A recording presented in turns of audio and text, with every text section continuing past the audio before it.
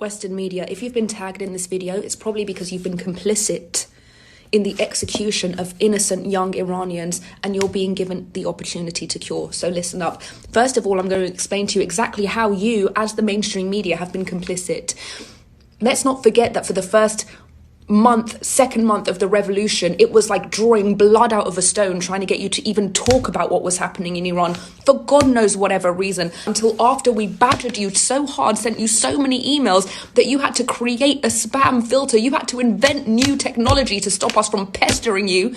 Don't forget when I posted that video of Sam Rajabi with everybody protesting outside of the CNN building because nobody would talk about Iran, and then finally, only because you got so sick of opening every door and seeing us there like, hello, you decided to publish one article saying, oh, we think that 50-some children have been executed in the Islamic Republic, unverified source. For 1 second, you drew attention to the plight of Iran, and then within the same breath, it was front page news everywhere that it was fake news that 15,000 protesters had been sentenced to death. Why was it fake news? Because only the parliament had urged the judiciary to do that, but the judiciary hadn't actually said that. What judiciary? What legitimate judiciary? What were you salivating at the mouth waiting for the judiciary to do? You know what the judiciary is supposed to do, right?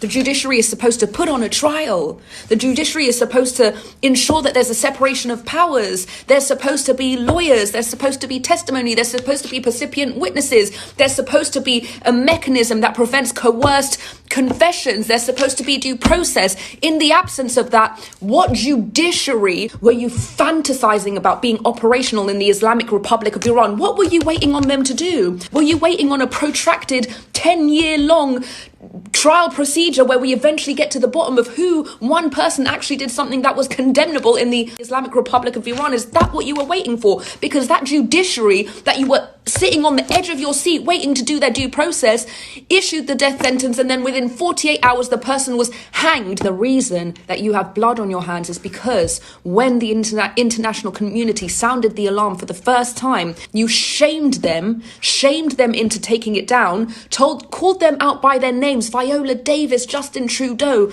told them that they were basically racist and Islamophobes because they were trying to see the mullahs in a negative light. How about this light?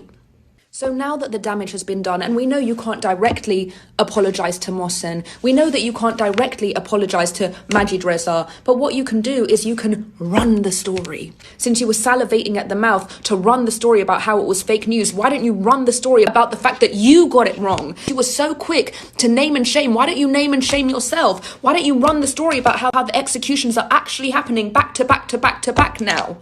So maybe it wasn't fake news. Maybe you misunderstood how the judiciary works. Maybe you misunderstood how a terrorist regime works. It's like saying Ted Bundy has kidnapped a child, but he hasn't officially announced that he's raped her yet. What are you talking about? It's not a legitimate government. It's a terrorist regime, and you deferring to them is why you have blood on your hands. Say their names to save their lives. And if you don't, then we have understood that you are more interested in saving face than saving lives. And you could possibly have been forgiven for that if it wasn't you who was partially responsible for them losing their lives. So what are you saving now? Face or lives?